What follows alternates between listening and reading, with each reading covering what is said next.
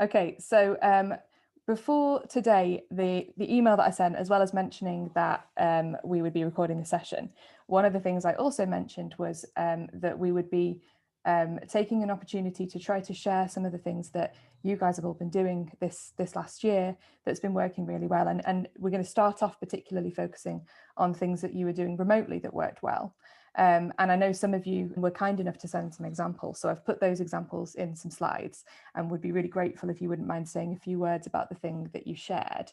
But I also had a little look on Twitter for some other examples from some of the schools that we thought might be joining us today.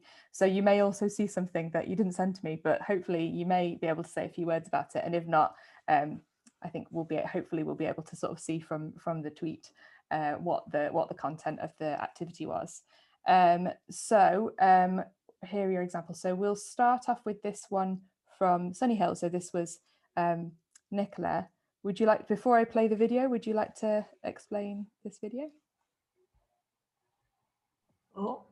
Yeah. Hi. We set the whole school the egg drop challenge, which I'm sure you're all familiar with. So they had to drop an egg from a height of approximately 3 meters. You'll see from the video that some of them didn't quite understand the 3 meter rule, but they had lots of fun doing it. And I edited it together quite badly in some places, but it was my first time doing it, and put it together as a little film to go on our website. Brilliant. So I'll play the film now, shall I? Yeah. You think the parachute and the egg is gonna crack? I don't know. Like I think the egg is gonna crack, but not. Let's see. Yes. There we go.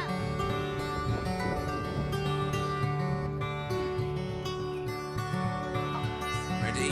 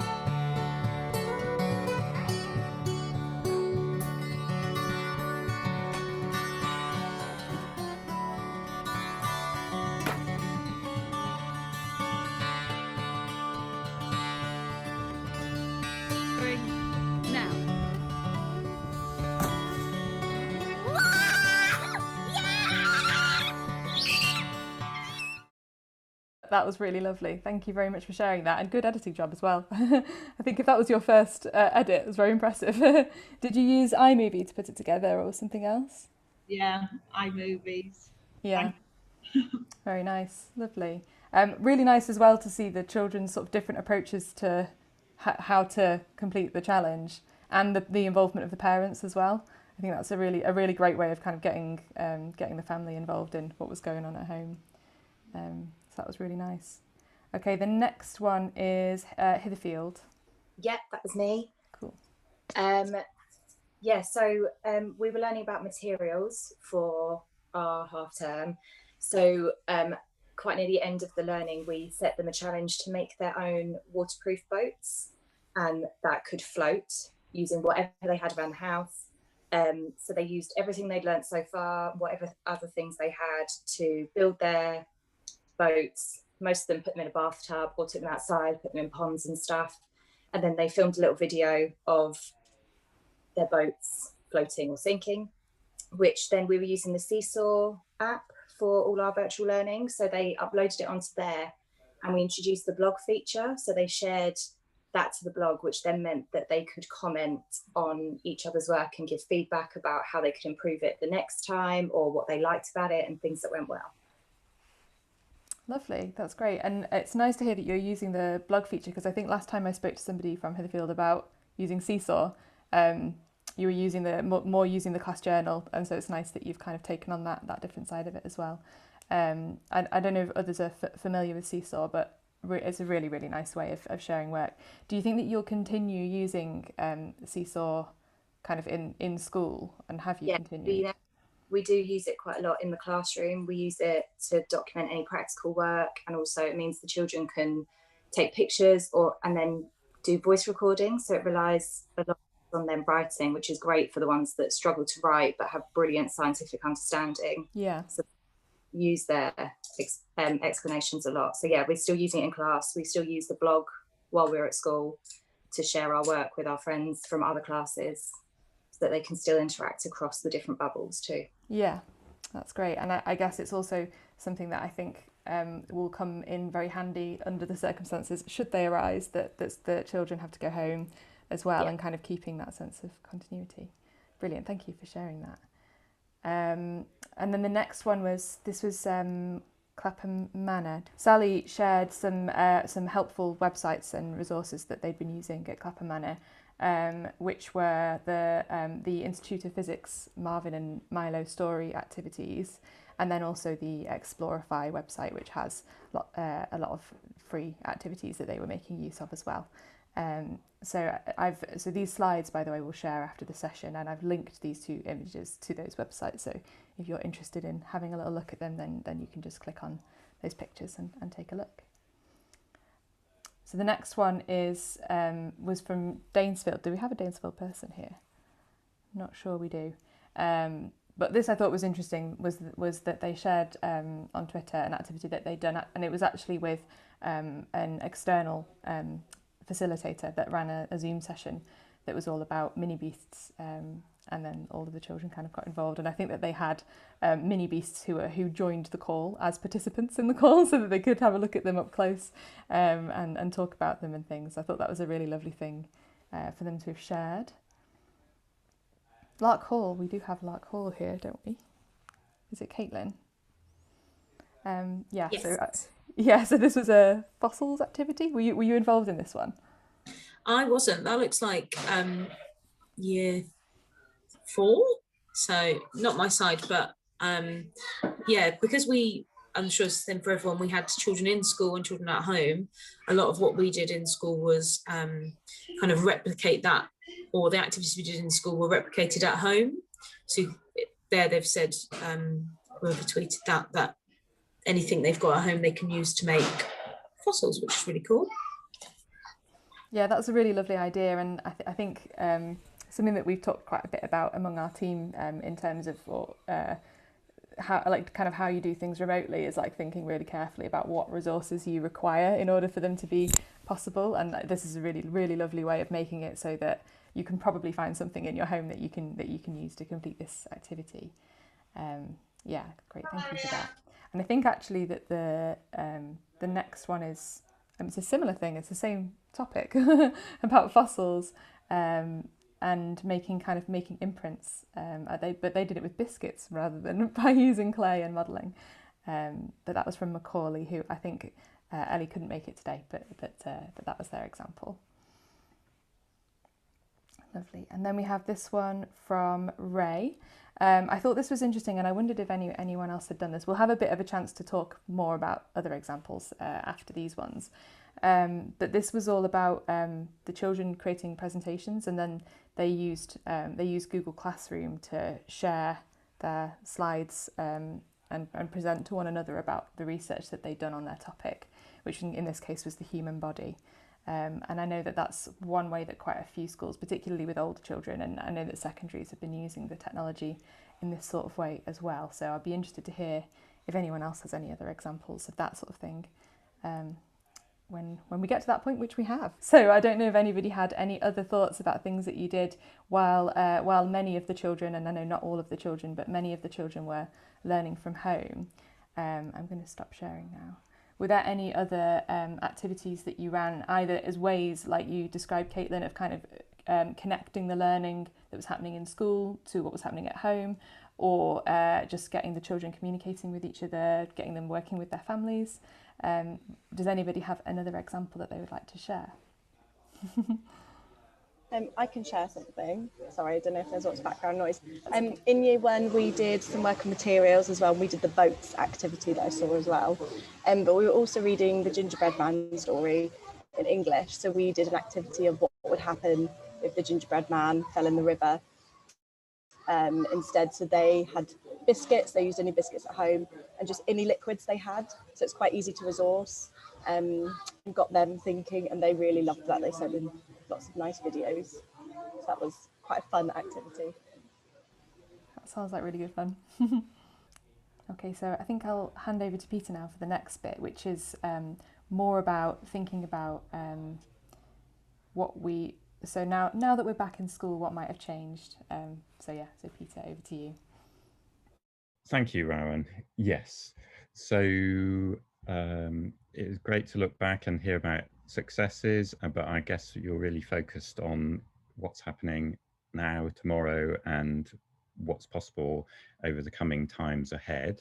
So we've created a Padlet, and if you would be willing to spend a few moments just posting your thoughts, things that you weren't able to do in the time that's gone past, and whether you're having to adjust your plans, so looking forward. I'm hoping that everyone's been able to open the Padlet. Great, I can see things are being added at this very moment. Guessing everyone has been using Padlet. You've got that plus button enabling you to add a post. Oh, had booked to have eggs and chicks for 2 weeks.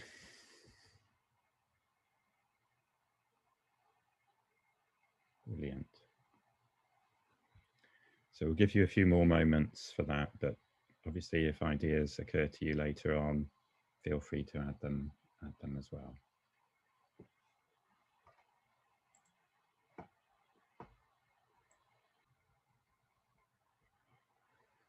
Okay, so outdoor learning coming up, plant life cycles, seed dispersal,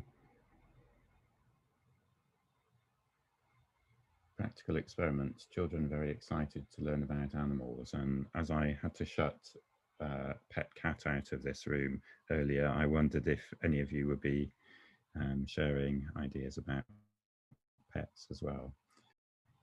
Great, thank you for that. If anyone would like to unmute and talk about any of those things in a little more detail, please do go ahead before I share my screen again. Yeah, I'm happy to share.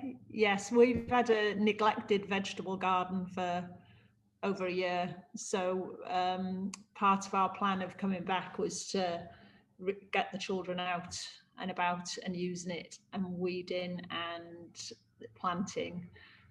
And we've also got, there's a nature garden on Sunny Hill Road that we're going to have sole access to, so it's kind of getting that all up and running, and we're starting a forest school, so it's really utilising the outdoors. Thank you.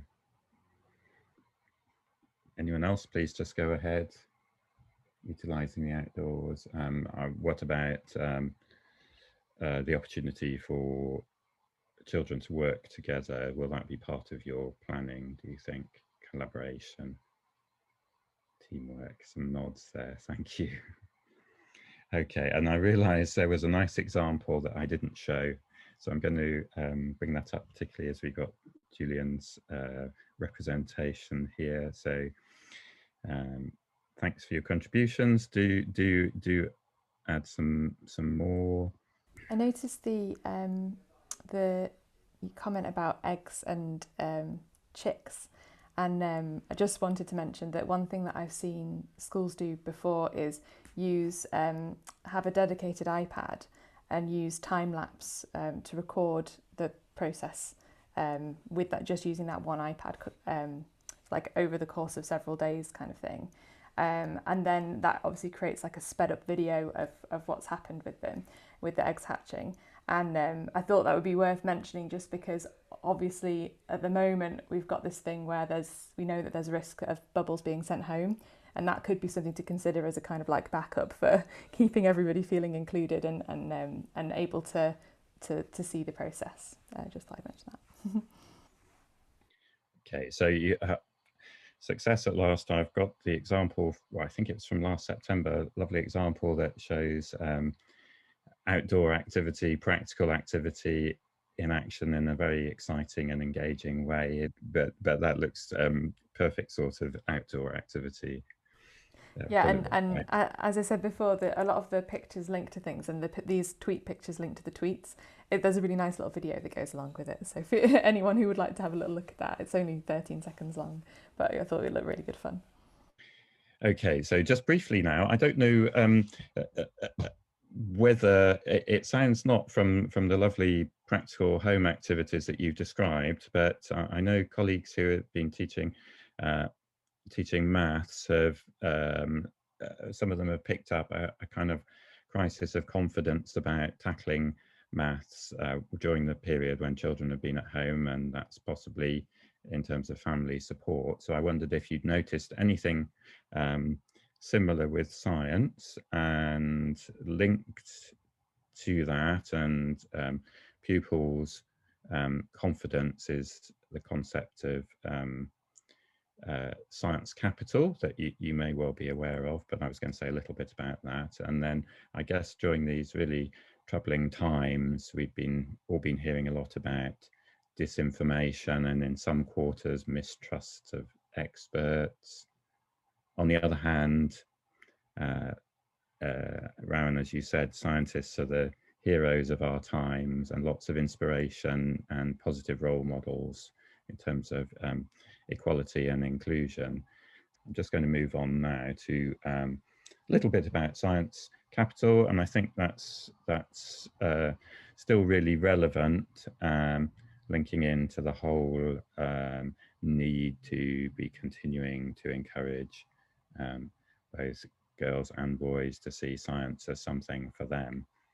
And there's some links to this YouTube video and to a teaching pack that was produced a few years ago now, but I think is still really relevant. And although it's focused at secondary, it gives a nice example of how lesson plans can be tweaked to make links into a child's particular home experience and the positive baggage, if you like, that they bring with them from their own interests in science and so on. So I'm just going to quickly play that video for you. Research shows that most students find science interesting, but we're still facing a STEM skills gap. And the students taking STEM subjects after 16 still fall into roughly the same gender, ethnic and social groups as they did 20 years ago. That's why BP, King's College London and the Science Museum are collaborating to develop, measure and test a new concept that gets to the heart of how people engage with science. It's called Science Capital. A person's science capital is like a holdall or bag that they carry around with them, into which they put all their science-related knowledge, attitudes, skills and experiences. The science capital each person has splits into 4 main types: what you know, how you think, what you do, and who you know. Everyone has different amounts of science capital, and this affects whether they feel, yes, science is for me, or not. Our research shows that the more science capital a child has, the more likely they are to follow STEM subjects. Science capital comes from a variety of sources, including school, home and family, out-of-school science learning, and the things people experience in their everyday lives. It helps us see all the influences that lead to students choosing STEM subjects or not, and understand why different groups aren't taking them further. We can also use science capital as a tool to develop more effective ways of supporting young people to engage with science. And by building the science capital of all children, more students from more diverse backgrounds will engage with science throughout their lives. Together, we can use the concept of science capital not only to bridge the STEM skills gap, but also to improve the life chances of all our children.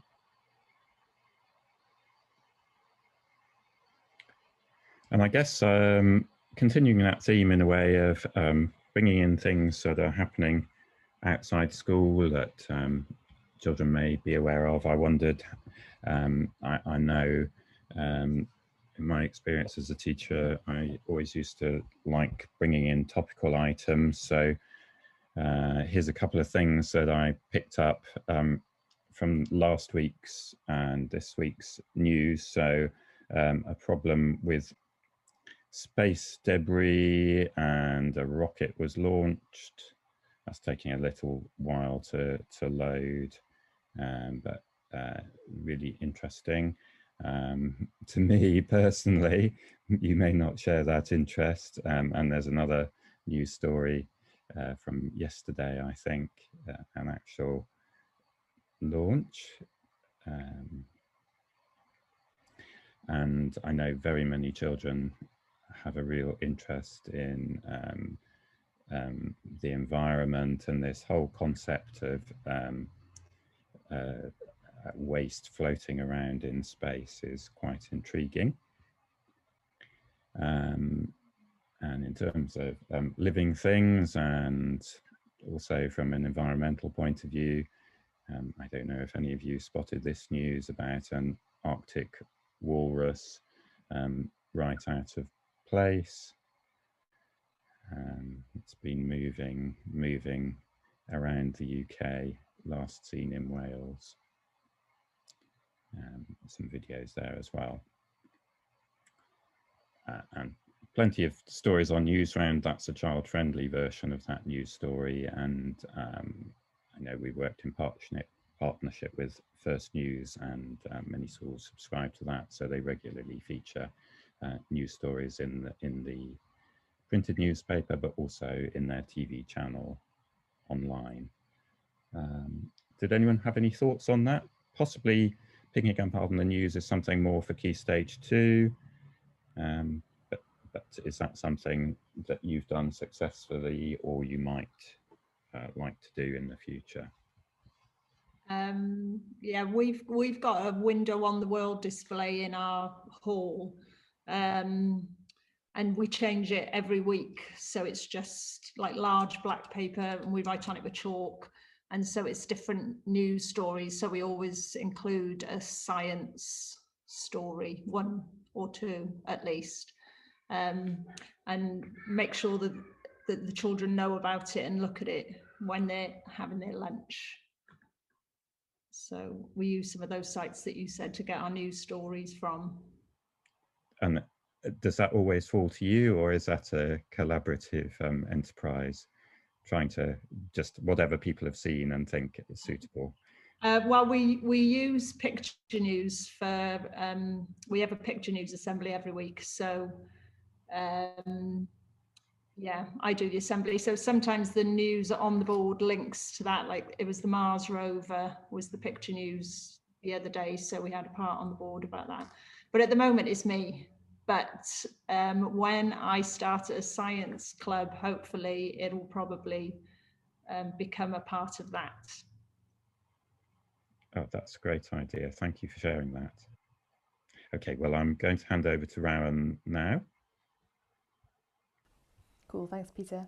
Right, so for the next bit, we are going to do a little bit of a practical activity that I have got ready for you. So I'm just going to share my screen once again.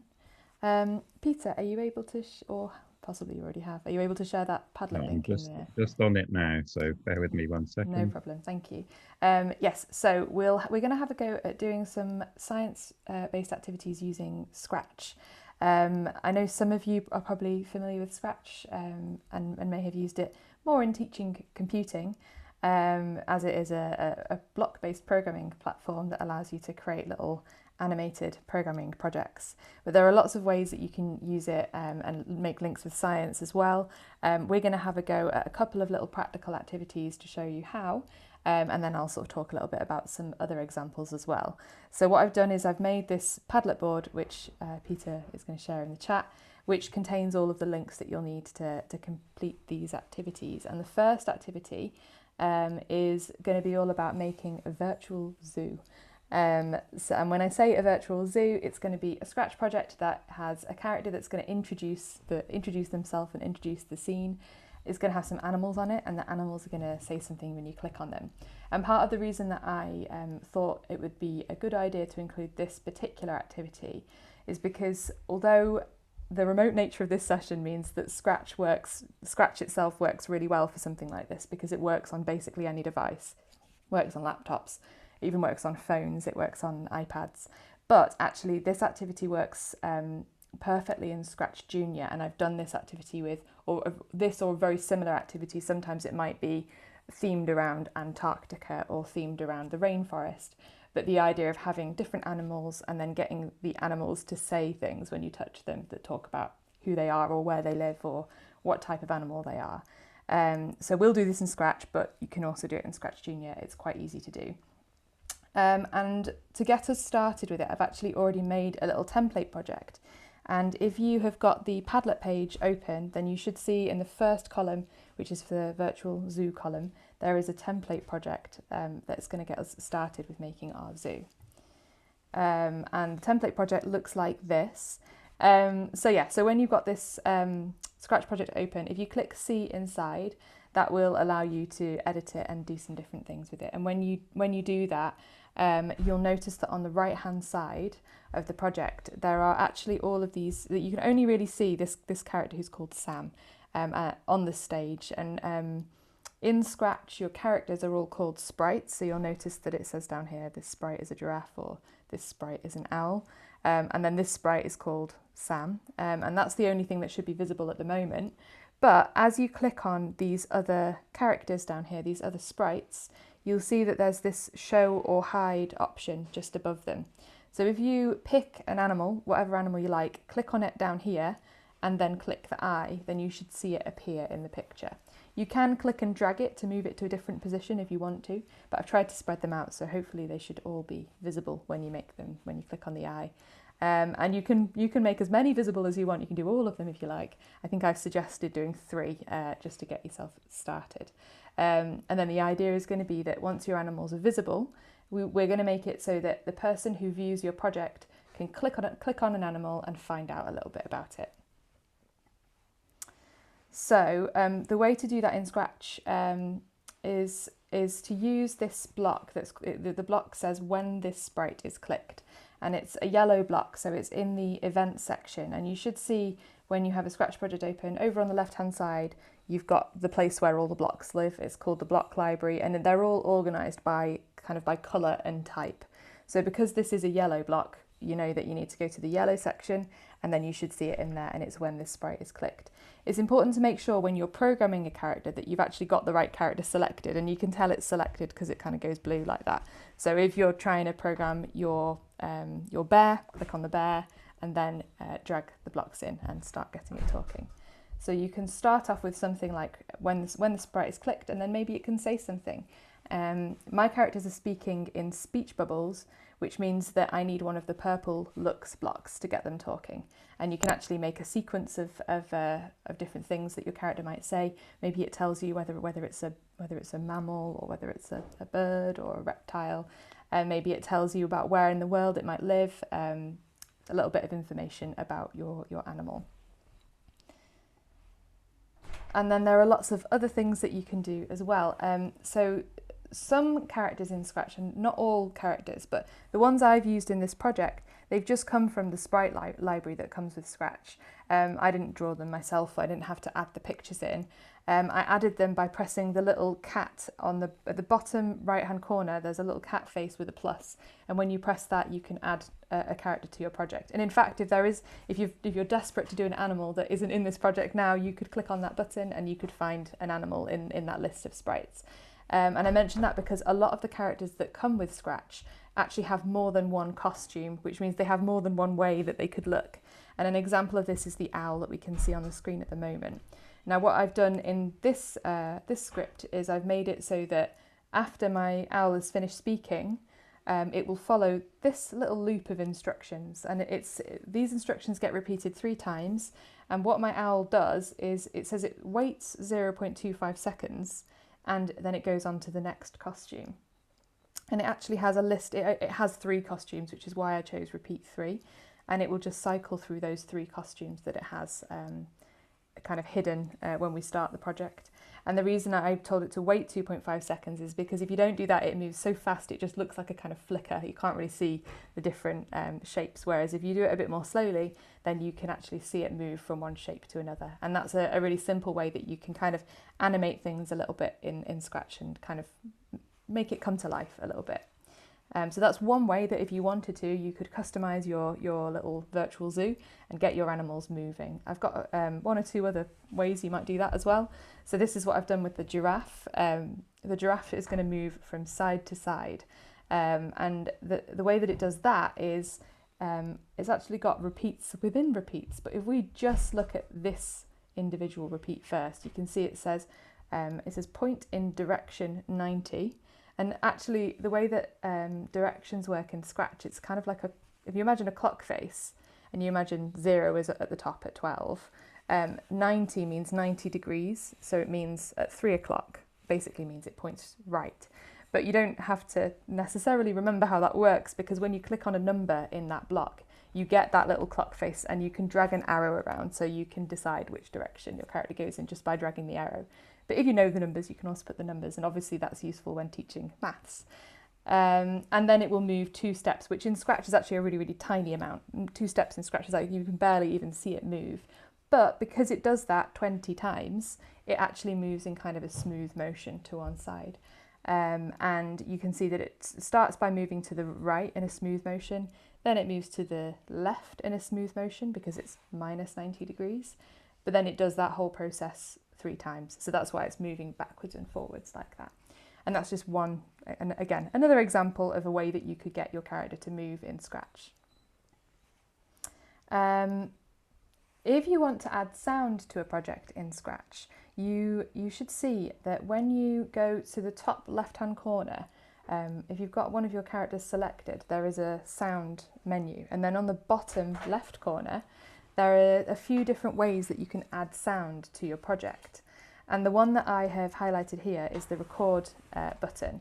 And that obviously that allows you to record your voice into your project. So it might be that instead of having your characters say things in speech bubbles, you would like them to say things out loud. Or it might be that you want to do an impression of your animal, and maybe it's an animal that growls, or maybe it's an animal that squawks, and you want to record yourself making the sound that it makes. So you can use that button to add the sound in. Once you've pressed it, you get the option to record. So you just press the red button and it records your voice. It's really easy to use.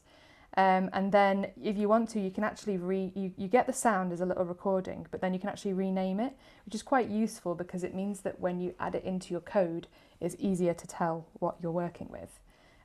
Because you will then get, in the sound blocks, you then get a block that says play sound and then the name of your sound. until done. So you could add that to the end of your script if you wanted to.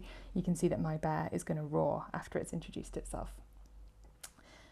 So those are just a few different ideas for things that you could do. There are other things you could do as well. You can make your character do a 360 turn, so it could spin round. You could make it jump up and down. You could make it grow and then shrink again. And that would be in there's a block in the look section that would help you to do that, or you might need to use more than one block. Or you could combine some of these and have your characters do different things. You could also have more characters if you wanted to. There are loads of different ways that you could kind of use this activity, and I think part of the reason it can work quite nicely with younger children is that there's quite a lot of scope for children that are more familiar with Scratch to try quite a lot of different things, and then you tend to find that if somebody discovers something in the classroom, that it will always kind of get whispered around the room, and then other people will pick up on it and they'll kind of learn from each other a little bit. So I kind of like this type of activity because it's quite open in that way, and they can learn different things, but fundamentally it's just a way of presenting information. So they need to know about their animals, they need to think about what the animals are going to say, and then they need to use those code blocks to get their animals talking. If you haven't already, do you want to just have a little bit of a play on that Scratch template project? Maybe add a few more blocks to it, or maybe make another character visible and see if you can get it to do something different. I think I'll sort of give you about 2 minutes to do that, and I'll just turn off my camera and my microphone and let you have a little play in your own time. But then when we come back, we'll be coming up towards our break time.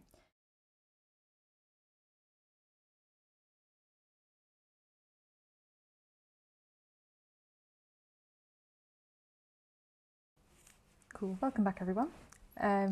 Good stuff. Okay, before we go on to the next little bit, how did people find that first activity with the virtual zoo? Did anyone have any comments about it or any questions?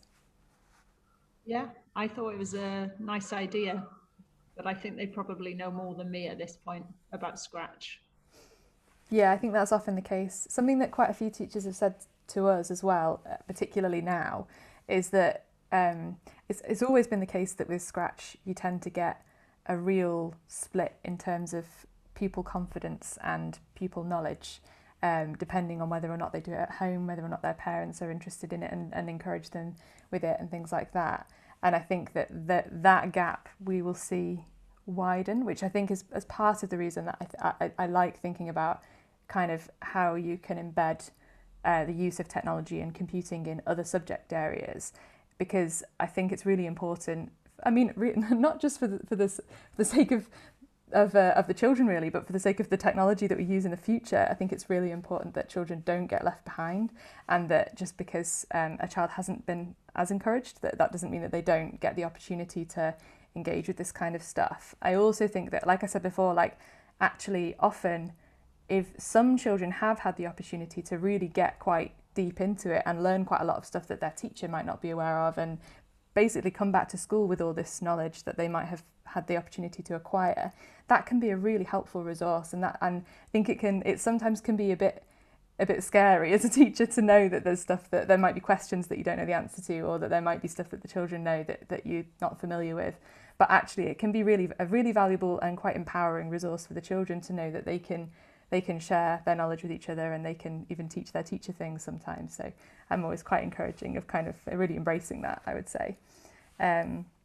Cool. So any other comments before we move on to the next little bit? I thought that it looked great for kind of blended learning if somebody was off isolating. I like the way that you just literally could click it and then it opened up. So I thought that was really easy, or something to do on blogs for, weekend learning or something like that. I thought was brilliant. Yeah, I'm a big fan and a big advocate of using template projects with Scratch, kind of like gathering up the bits that you need to get started and having one link to one project that that children can take in, because obviously a lot of the stuff they could do, everything that I gave you in that template project didn't take very long and you could do it yourself, but it just saved you a few steps that actually meant that you all kind of started on the same page, and it shortened the distance between opening the project and getting something that kind of looked like a finished article. And I've kind of partly used that mentality for the next activity as well, which I'll explain in a minute. So for the next little bit, I wanted to show you an activity that actually came from the NASA website. and it is all about Mars, and it's specifically about programming a helicopter to explore Mars, so kind of like a little drone type thing. What I think is quite interesting about this project, and Peter and I were talking about this before the session, is that I really like the activity, but I do think that it is an example of something where you can sort of tell that it has come from a science background rather than a teaching background, in that I think that the idea for the project is great, and I like the way that they've broken it down, but I do think that maybe when you go on the activity page, I think that for most teachers there are some things that would be helpful that you don't find there.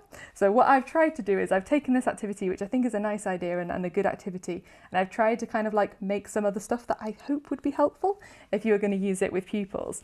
So I'll explain what I mean by that in a second. So I've added these links to the Padlet page. So you should find in the second column, has everyone still got that Padlet open? Cool. In the second column, so one of them is just the activity itself from the NASA website, and that has, it sets all of the tasks out. So it tells you what you need, like what you're aiming to do in order to complete this activity. And basically the activity is that you're going to have this little helicopter drone that's going to be traveling around exploring Mars, and you're going to make a game where the aim of the game is to take off on one spot and then land in another specific place on Mars, and that you're going to have kind of a limited amount of time in which to do that, and it's going to be controlled using the arrow keys. So that's kind of the general gist of what the activity is about, but it's broken down into some individual steps so that you know what order to try and aim to complete it in, basically. The first step on that website is actually, it tells you to download some images and then put them into a Scratch project. This is where I was mentioning that I find template projects really helpful, because I kind of think if I were giving this activity to pupils, and especially if they were going to be doing it at home, I wouldn't want that obstacle for them. I wouldn't want them to have to know where to save the picture on their computer and then upload it, because even though that's a really useful skill, you do know that there is a chance that you might lose some of them at some point in that process, or there might be a problem with being able to download things onto their computer and whether or not they've got permission to access folders, and there's all that. It just creates a potential technical barrier that I wouldn't really want to give to children, especially learning at home, but sometimes at school as well, because sometimes you actually have a limited amount of time to use the equipment. You might have just waited 40 minutes for the laptops to switch on, and you don't necessarily want to have to mess around with like moving these different files around. So what I've done is made that template project that just has the backgrounds and the sprite ready for you, and then you just can get straight into the activity and on with the programming part of it. And that template project is also on the Padlet board. You'll see, as well as the template project, I've also added an example of kind of roughly what it might look like when it's finished. Now it's up to you how you do this, because what I want to do for this activity is kind of give you a bit of a chance to explore this independently in the way that you prefer.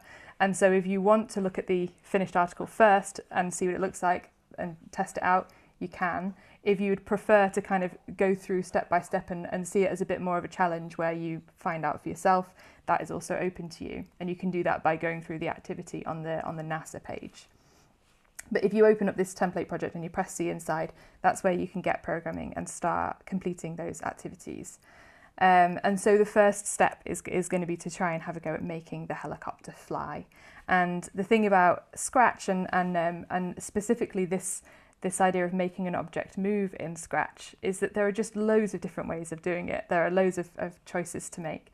And this was the first place where I actually felt, when I looked at the NASA activity, that it would have been a bit, it's like I think that they had an idea of how they thought you should do it, because they give you a hint and they give you a few blocks that you could use to do it, but it's like it doesn't actually take into account the fact that many children would complete this activity in a really different way, and you don't want them to feel that they're wrong if they do that, because actually if you have successfully made your helicopter move when you press the arrow keys, then you have completed this task. And it's really great when people do it in different ways, because then you can kind of compare what's different and why, and kind of evaluate the programming. So actually what I've done is I have put together some slides that show a few different ways that you could complete this particular part of the activity, and then I've continued to do that for the other little elements of the NASA task, and I've put them in a PDF which you will find in this column of the Padlet. So we've got the NASA original activity that doesn't have much guidance but does tell you what you need to do. We've got the template project that's got all the assets ready so that you can start programming. We've got the example game to show you what the finished article might look like. But then this is my sort of personal guide that's actually the slides that I'm going to go through in a minute, that talks through how you might complete some of these different activities. And it's up to you whether you want to look at that before you have a go, or if you want to kind of just try it first, and then maybe you can refer back to this a little bit later on if you're not sure, or if you need a little bit of a nudge. You can also obviously just talk to me as well, is another thing that you can do if you're not sure, or you get a bit stuck. But I thought it would be nice for us to have a bit of a chance to kind of do things independently and for you to choose your own route through the learning, because that's something that we've talked about a lot in terms of children over the last year, and about how children engage with their learning. And I think it's only fair that you guys get to do that a little bit as well. So I think if we let's start with like 10 minutes, but then we'll touch base, because if we need another 5 minutes for this, that's fine too, because it's a little bit more complicated than the previous activity. Again, I'm gonna switch off my camera, I'm gonna go mute, but I'm still here, so please do feel free to jump back in and ask me any questions. Otherwise, good luck with your Mars mission, and I'll see you back here shortly.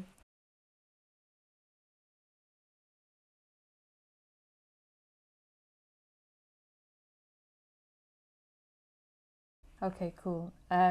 So how did you get on with that one? Did people kind of go through the whole thing, or just have a go at a few little bits? I had a look at the tutorial to try to get my head around it, and I did manage to get the drone slightly moving. I wouldn't quite say it was flying, but it was really good activity. I'll definitely pass it on to our year 5s. Yeah. Oh, sorry, I was just going to say, quite like that you could, it's quite good for trial and error, so you can test it out lots and then sort of start again if you need to, which is quite helpful just to play around with it a little bit. So Yeah, I think definitely. kids would quite like that element. Yeah, definitely. Yeah, I like that it includes it includes a prompt to add like a start block to your program, so that your drone always goes back to the same place. So it's like quite a nice way of keeping it. Yeah, like you say, being able to start again is really important. Cool. So before we move on, I will briefly skim through the slides which are on that Padlet anyway. So if you want to refer back to them, then you will be able to. But I'm just going to do that now, and then we'll move on to the next little bit. Yes. So as I said before, loads of different ways of doing it, and I don't know if if you have made a character move up, down, left and right in Scratch before. If you have, you may have gone for this particular way of doing it, which is kind of the one that you see in the most sort of like tutorials and things like that, which is basically for each direction, get it to point in that direction and then get it to move a certain number of steps. I went with 10 steps, but you could do a different number. The only thing with that one though is that it means that you have to keep on pressing the arrows. You can't, you can hold down an arrow and it will keep moving, but it's quite jerky and it takes quite a long time. So I think that's why the NASA activity seems to nudge you towards trying to program it in this way, which is one area where I felt that they didn't really provide quite enough information for you to know that yourself, unless you'd already done something like that before in Scratch, which is why I thought it would be helpful to just have a picture of what that might look like if you did it this way. But then you don't have to do it this way. There's loads of different ways of doing it. The thing about this way is because it has a thing where it's like, basically, this forever if means that it's constantly checking whether or not a button is held down, and it will keep moving as long as that button is held down. And that just means that the movement is a bit more smooth and a bit kind of nippier.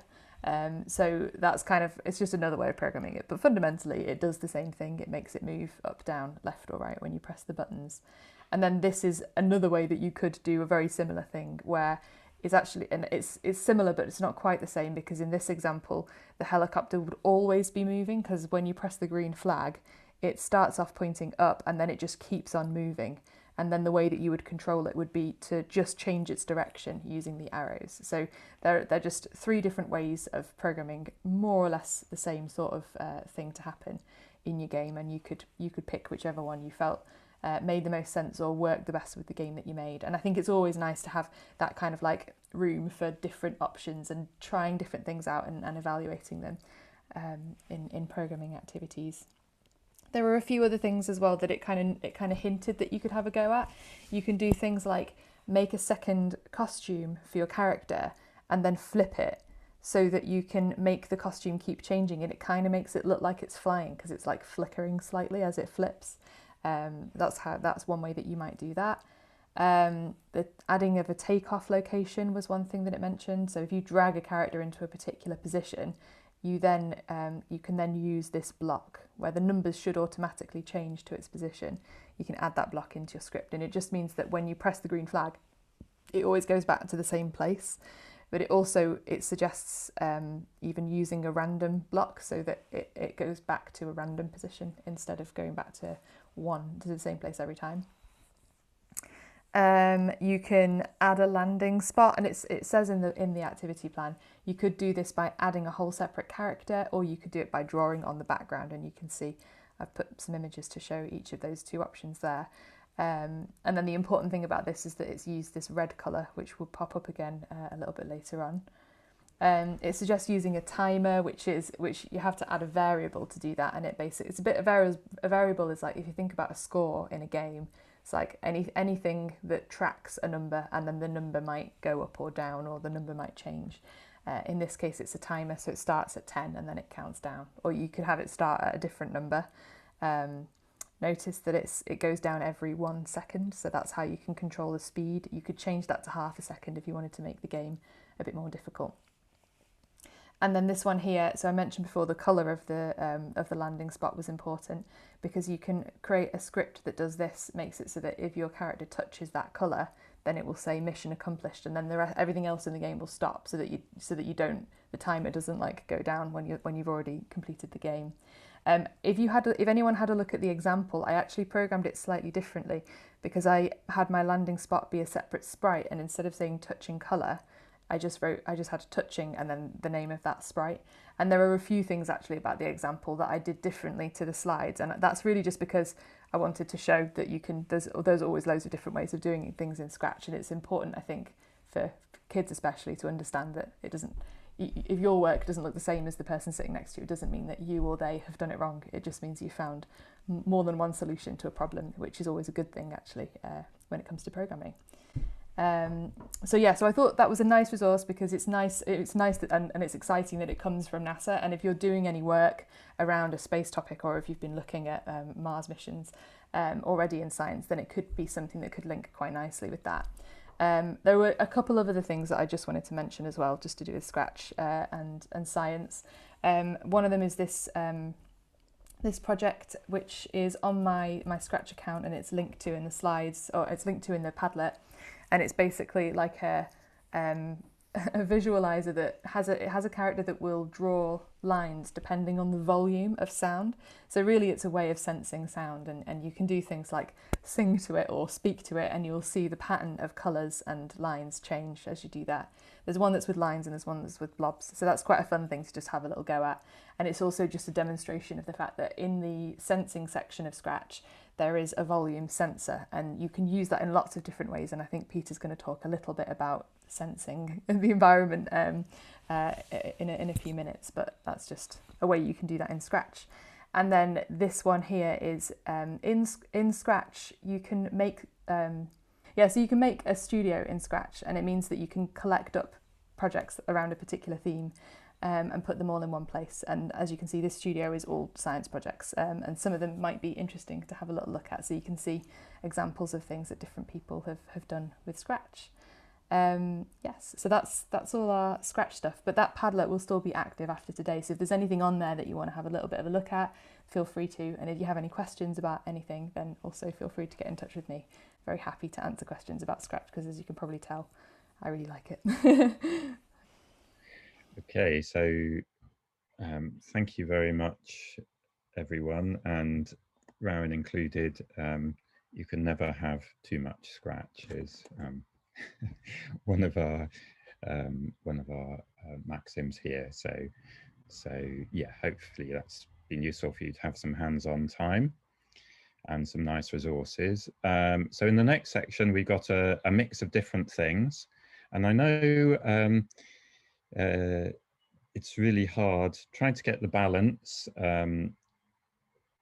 Lots of talk over the current period, too much screen time for everyone.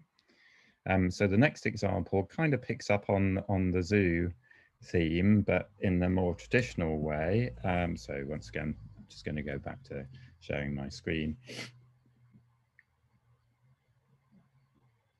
And this is an example from a charity called Wild Screen, that have produced lots of educational resources over a while. I think I've just pasted the link in the chat, and it's a ready-made resource sheet. We had some nice examples earlier on of the linking to a story with the gingerbread investigation and the fossil biscuits and clay work. So lots of cross-curricular possibilities.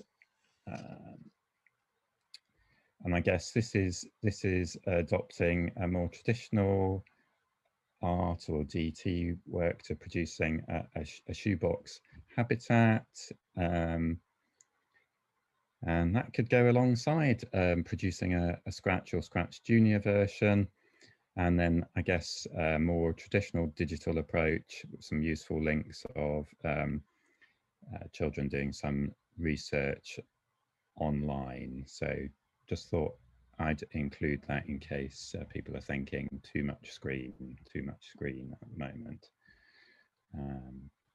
Yeah, and not everything has to be on a tablet or computer screen. So the next question for you is, what's your favorite bit of equipment for investigations? And that might include digital tools. So I'm not going to play this whole clip, but the EasyScope and EasyScope digital microscopes are egg-shaped devices that neatly fit. So many of our successful workshops have used different types of digital microscope, which are great for close-ups, and some of that you can do these days with an iPad or a tablet or even a phone. Maybe somewhere in your school in a cupboard you've got some data loggers, and on the right hand side there's those are at least been around for 10-15 years now, the Logit Explorers. There are other types of data loggers as well, and you're probably aware that we do have equipment loans at the CLC. So I wonder if any of you have experience of using those, not those specific bits of equipment, but others like them, whether that's something you might be planning on doing. And I know in a previous science forum at the CLC, we did make use of some of our equipment, thinking about electrical circuits and so on, and what materials conduct. So there's a link there to our makey video, and some of you may have some of that equipment in schools. So any thoughts on that? Would you like to unmute and say things that you've used successfully in the past, or you might be planning to use in terms of practical investigations that are not actually on screen? We have got a couple of data loggers in school, but I think, like you say, I think they've been in the cupboard for a while. I remember using them a few years ago, but I think, yeah, we definitely need to get them out and get people used to using them. Yes, there's always that barrier, and of course, depending on the model, they might need batteries replacing, or they might need charging, and then they may have some separate sensors that need to plug in, and those may have been mislaid. But those, the one that's in the picture there, the Logit Explorer, has the benefit of, as you can see, it's got that small display built in, so that with its built-in sensors, it will allow you to measure temperature, light readings, and sound as well, and you don't have to have them all visible at the same time. So quite versatile, quite robust for taking outside as well. So if you have got that sort of thing, and you get a chance to bring it out, can be used in various ways to add something to an investigation. Any other thoughts from anyone? We've used the EasyScope microscopes before. I think we borrowed them from you actually at the CLC. They were great for mini beasts in reception and nursery, and also materials further up the school. and the children loved using them, and it kind of, especially in EYFS, fed into their interests, and then they started to use them for other things, which was brilliant. And that's kind of how we do things in EYFS, is all interest based. Yes, and those would be great alongside other things like traditional magnifying glasses and hand lenses if you have them, and so on. So fantastic, thank you. Okay, yeah, so on the outdoor theme, there is a campaign for Outdoor Classroom Day, so I don't know if any of you picked up on that. Upcoming dates, 20th of May and 4th November, so some resources there. Outdoors can include digital as well, is what we'd say. Okay, and in our maths forum, we talked a little bit about subject associations. So I wondered again, do any of you make use of the science subject associations? Have you shared in resources online that they make available at the moment? The ASE, I guess, is the main one for science. Also in our maths forum, we were talking about manipulatives, on-screen simulations and so on, and there are some tools available and some games and video clips, of course, and I'm sure you're making use of some of those. So I've just got a few quick examples here, and then we're on to another Padlet to give you some time to explore things and maybe share your impressions or your experience of using those. So again, just a selection of ideas. So Explorify has come up, and Explorify, if you've not come across it, is from the Wellcome Institute, and it's completely free to use. Has some fantastic visual resources. You can register as a teacher, and really short, well designed resources there. So I'd certainly recommend that. And here we go again with Mars. So always new resources and teacher tools as well. And yeah, if you haven't got access to digital microscopes or similar bits of equipment, some of the Explorify activities include the ability to zoom in and out as well. So maybe have that up on a classroom display, and you can see those are flagged as zoom in and zoom out activities. Really nice feature. And then 360-degree videos. We've talked about this kind of resource many times at the CLC, and they're quite hard to track down, but can be spectacular as well. Some of them are designed for specific VR equipment, which makes them hard to see on screen, but there are a number of videos on YouTube. Here's a little sample of one.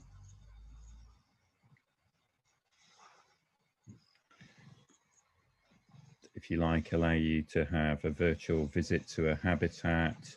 You can move around, you can see things happening. And again, particularly on a large screen in a classroom, quite spectacular. And I don't know if the sound's coming across there, but this particular one allows you to be in the middle of a herd of elephants, to hear the sound of their grass and sound the elephant tearing up the grass with its trunk is making, and so on. So some nice resources there. Stop that. And then when are actual trips out going to become feasible? I don't know. So currently the Natural History Museum has got a fantastic beasts exhibition, another way in perhaps from stories, and that's visitable on Google Arts and Culture, and a nice creative and an imaginative way in there. So just quickly bring that up. And if you don't know Google Arts and Culture, a whole wealth of places can be visited, and there's quite an extensive section here.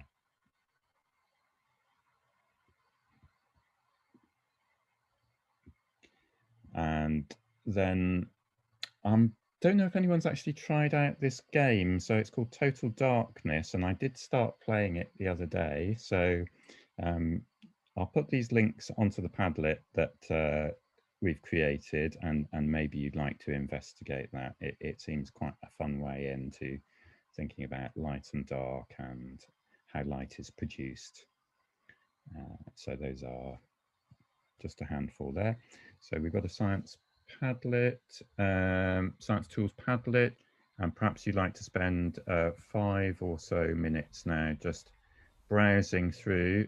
Again, this is not aiming to be a completely comprehensive collection, and this will stay accessible to you. So if you do have a chance to dip into it, thinking about any of these platforms or resources or tools that you might have used, feel free to add on a post or add a comment or like. A resource that we again have referred to many times for a great source of illustrations is DK Find Out, and there are some specific teacher tools there. Don't know if you come across Scale of the Universe. It's been around a long time, again for zooming in and out right down to microscopic and smaller level. This is a newer version that works, some electricity simulations, another game, plant identifiers. Great Science Share is coming up 15th of June.